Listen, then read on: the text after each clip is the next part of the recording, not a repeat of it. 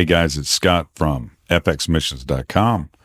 Just a note, I've finished the trilogy of anthologies from the forefront, and all 3 books are currently available on Amazon. Welcome to Foundational Missions Leadership Moment. Join your host, Scott McClelland of FX Mission, as he deep dives into the lives of leaders to glean secrets that will propel today's leaders to new heights. Here's Scott. Hi, Scott McClelland here with your FX Missions from the Forefront podcast. Happy to be with you today, and greetings from FX Missions Central. If you're getting this podcast, please do share it with someone who you know's interested in the subject of missions and ministry. We want to encourage you to take some steps out in your journey with the Lord of obedience, and then pushing forward the gospel into places where it wants to grow. Excited today to be joined by Timmy Ost. Timmy, greetings. Glad to be here, Scott. It's been a while since we've seen each other, but I'm glad, excited. This is going to be a fun day. Well, thank you, man. Thank you. I was trying to think about how long it had been. And of course, you know, we're all moving around doing things. I think it might have been 2012 or in that range when we were working together on some missions efforts in Central America.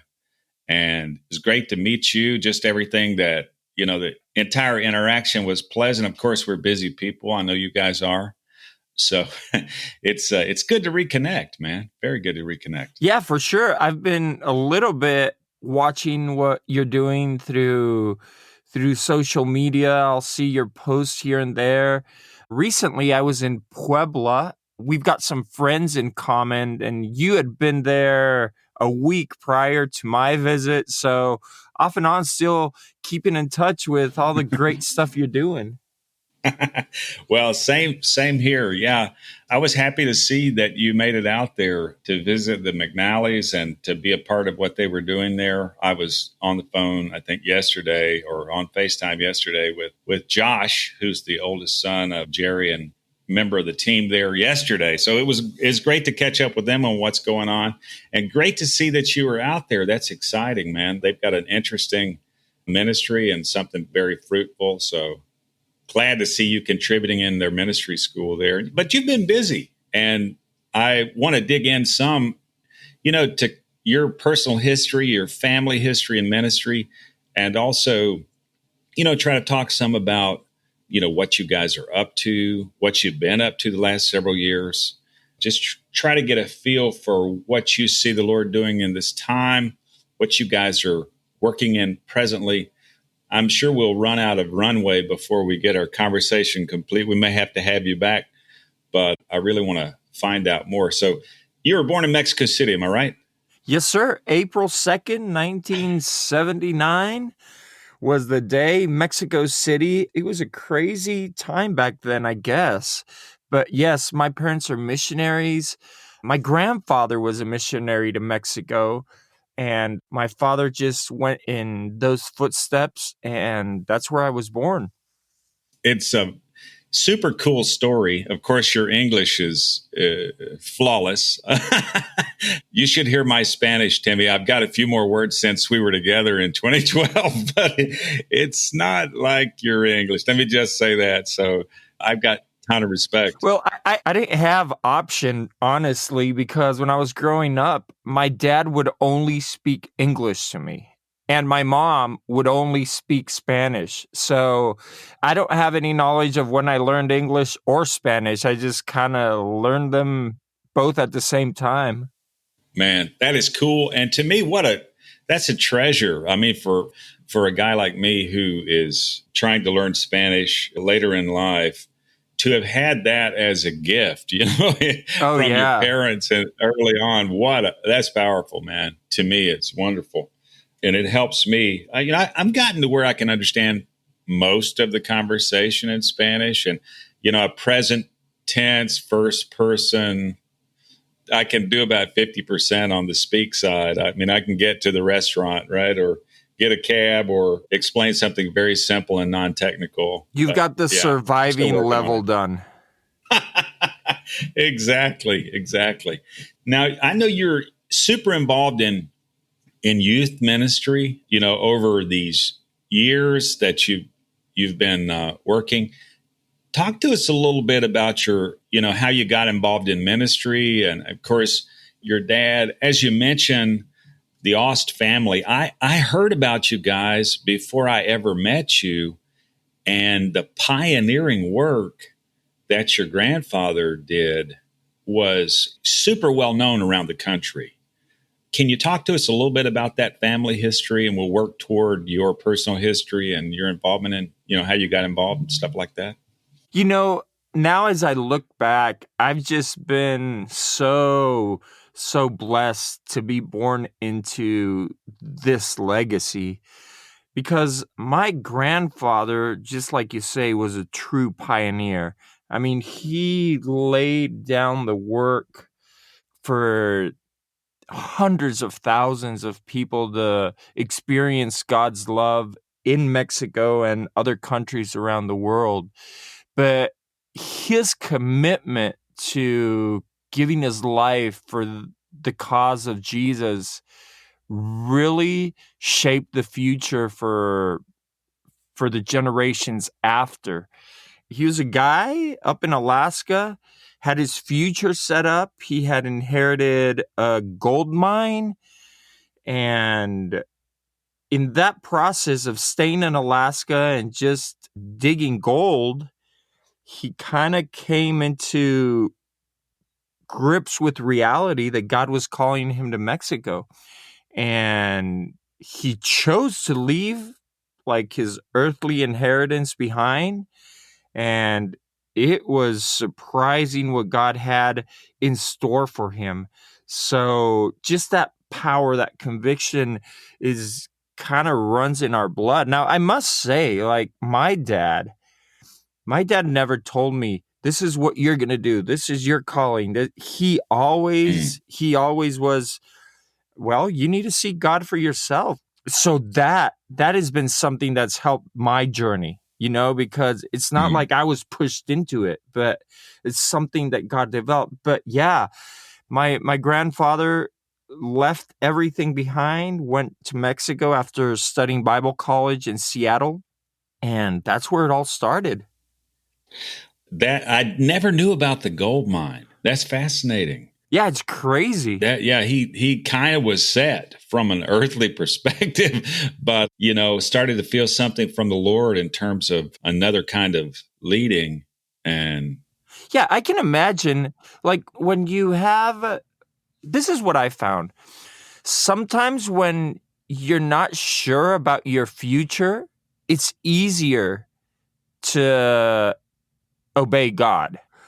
But when you've got a future set in the financial side of things, sometimes, honestly, our human nature will lead us to stay comfortable with what we have. So when I come to terms with that choice he made, it really helps me understand when you choose to follow God, you really have to be willing to lay it all down. Wow. True. I mean, that's something that is consistently and permanently true. Sounds like he reached that, whatever struggle he had personally, he reached that point, decided to go to Bible college, get prepared. What year did he get to Mexico? I'm not sure, but it was either late 40s or early 50s. Somewhere in there. Wow. Late 40s, early 50s. That seems like a long time ago, but he went right to work. Now, where did he end up in Mexico? When he went to Mexico, where did he start his efforts? So the very first outreach he had was in a small town called Los Herreras, Nuevo León, which is probably about an hour and a half south from the Laredo border. They, as a family, lived in Laredo and started doing a couple of outreaches. But the first person that came to follow Jesus from his ministry was in a little town called Los Herreras, Nuevo León, and then he branched out into the Monterey area. Okay. So really that town, for those of us who are, I mean, geographically challenged, or maybe those of us who've been through that area, Monterey is just due south of Laredo, right? I mean, it's just straight down the road. And it sounds like this place where they started their first outreaches while living in Laredo, where it's about halfway to Monterey from Laredo, or they're in the middle somewhere, maybe not halfway. Am I getting it right? Yeah, it practically is halfway between Monterey and Laredo, yes. That must have been a small town. I've driven that very section of road a few times, and it's rocky, and it still is. It still is a very, very small town. I mean, more than a town back then, it was probably more like a small village. Yeah, like maybe not a town. Of course, then Monterey is, when I go to Puebla, I hear about how important, the rank of importance. And I've been to Puebla a bunch of times and around the country some as well, less so than in Puebla. But, there's a little contention about which city in New Mexico is most important. Well, it depends who you ask. That's always what it's going to come down to. Yeah. So everybody has their angle on their importance level. Yeah, and somehow it's tied often to self-importance to go with it, so it seems to me. But there's no contest that Mexico City's what they call the most important city in the country. But after that, anything is negotiable, right? Well, this is the thing. Mexico is so centralized that everything has to go through Mexico City. But every city has their own little thing. Like Puebla is developed a lot, like with the colleges and the university. So they're up there with the development of leadership and schooling and college. Monterey, on the other hand, is very industrial. So they've got a lot of things. And then there's Guadalajara, there's Querétaro, there's a lot of cities that have really good things happening. But it's not like in the States. Like here in the States, there is so many big cities that are vital to the economy in the country that Mexico is not quite there yet, but it's getting there little by little. Right. Yeah, for sure. I love Mexico. I've been there north of 50 times. I mean, maybe, I don't know, I'll cross 100 at some point, but going very consistently for near 20 years. Super thankful for the people. Everything I've experienced there, it's been wonderful, and I love it. Mexico City is not my favorite city. I got to say that. We're gonna have some issues today. Well, I feel overwhelmed. I mean, it's not like you. It's just a lot to take in. Oh, it's I guess crazy. Is what it is, right? It's crazy, and probably that's why I love it. Well, yeah, but you're like a digital native when it comes to the internet when compared to Mexico City. And I'm like this guy who's, from the woods, no experience with anything that size. Beautiful place, so much variety, the richness of culture, the wonder of the people. I really love it in that sense, but I do feel I've been through there probably 50 times. But I still feel overwhelmed by Mexico City. You just haven't experienced the Timmy Ost Mexico City tour. We got to make that a date, bro. That's got to happen. It's got to happen. That needs to happen. Yeah, because I could start to feel a little bit of, every time I get familiar with one part of the city, then I find out about another part of the city that Las Lomas or Reforma or it's crazy. El Zócalo or whatever. So we're going to do that. I think for me, the contest or the different commentaries on important cities, always Monterey is in the top cities of importance in Mexico. Guadalajara is very important. Monterey, there's some contest as to whether Guadalajara or Monterey or Guadalajara, what order they go in. Of course, you got Juarez and Puebla and some of these other cities. But Monterey seemed like a strategic place for what began to happen in the history of the ministry there. You guys, after being in Laredo and then getting the first conversions in that part between Laredo and Monterey, you guys settled sort of a ministry base in the Monterey area. Am I having it right? That's what I've heard or what I think I know. Yeah. As a matter of fact, the way it happened was it all started in this little town called Los Herreras, but the main effort was based out of Monterey. When that got settled in, then it was Puebla, actually.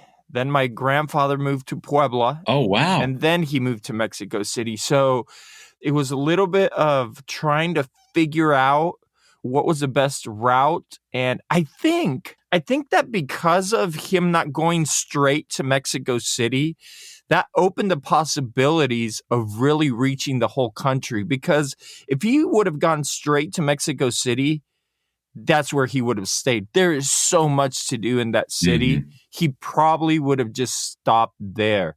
But because of him not starting in Mexico City, it really helped him reach the rest of the country. That's my angle anyway. Yeah, it makes sense what you're saying. It's kind of a progression. I mean, for me, I think about these heroes of the faith, that just so happens you have one in your family. The progress, how God was moving them and the process they went through. I think that's instructive to us that are coming behind them, that we can learn that it takes, everybody has a process, even those who have accomplished incredible results for the kingdom. They went through a process to get there. So with his process, Monterey, Puebla, then Mexico City, that to me is like, I don't know if it's comforting or maybe it's reassuring, but I'm thankful that we all go through the process, and that gives me courage to keep going in my process. So very cool. I didn't realize he went to Puebla from Monterey. That there's a Bible school still in the Monterey area. I know you guys are training ministry leaders and such there, and maybe we can summarize some of how things went forward in the ministry over the past, I guess would be 70 years almost, something like that. Something like that. Long time, but yeah. But there were phases, I know. There was, of course, initial outreach.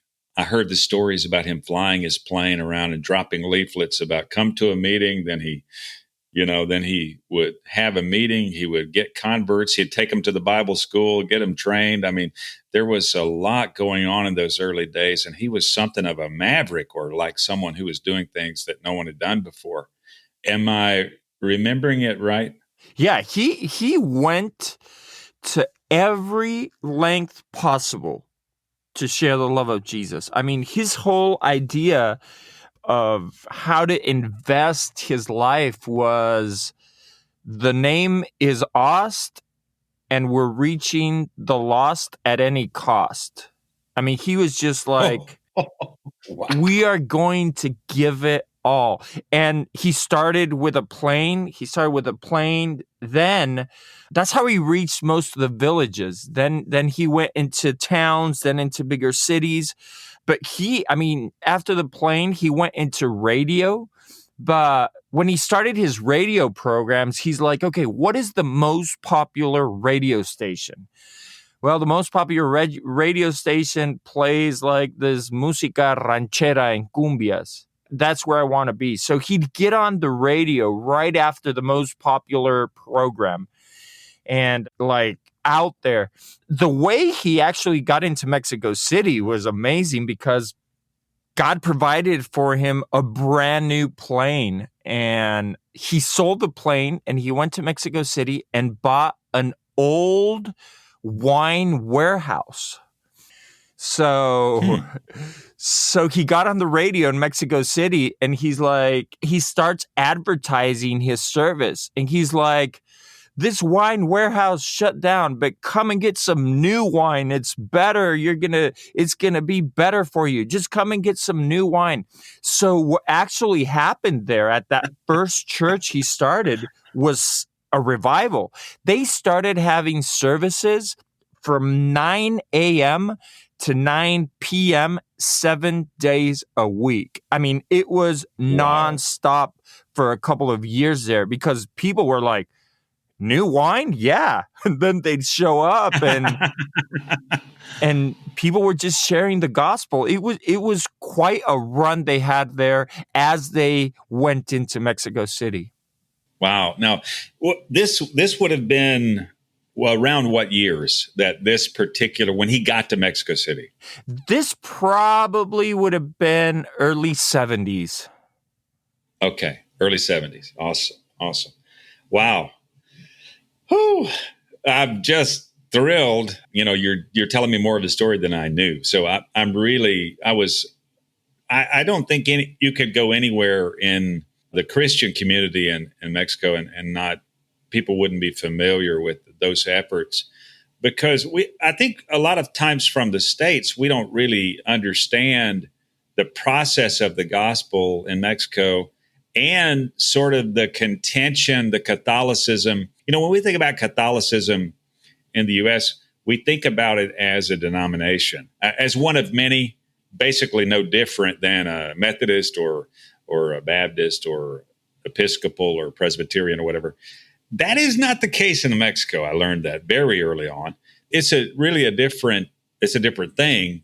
And, you know, I think the early efforts to evangelize from an evangelical point of view, or however you call it, were met with some serious resistance.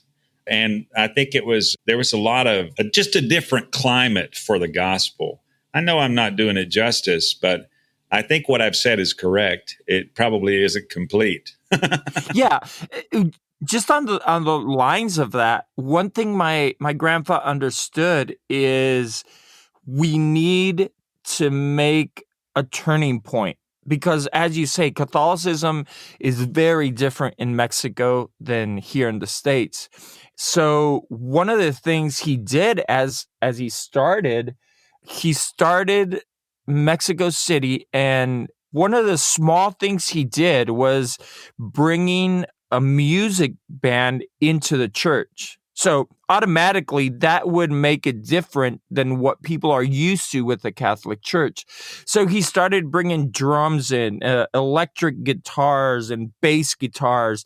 And all of a sudden, like, the main newspapers in Mexico City were like, church has become a circus, you know? So those headlines in the main newspapers only got more people to come to church. So It was amazing. He was the first to allow a drum set into the church in Mexico, the first to allow guitars into the church. So he was really a trailblazer in a sense for a lot of the things that are happening now. But that allowed him to share the message in a different point of view than what people had seen. Because if we go back in the history of Mexico, when Mexico was conquered by the Spaniards, religion or God was a method to oppress. So that's the way the culture sees God, as an oppressor, as like a dictator. So in the culture, a little bit, that's what bleeds through Catholicism.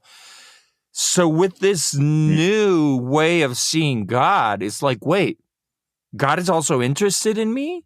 He also wants to heal me. He also wants to forgive me. So that was a turning point to so many people, to really being able to experience the love of God. Wow. Yeah, actually. Thank you for joining Scott with today's Leadership Moment. We hope you've apprehended an inspirational nugget or two that, when activated in your own life, will be imparted into those you lead. You may contact Scott at scott@fxmissions.com.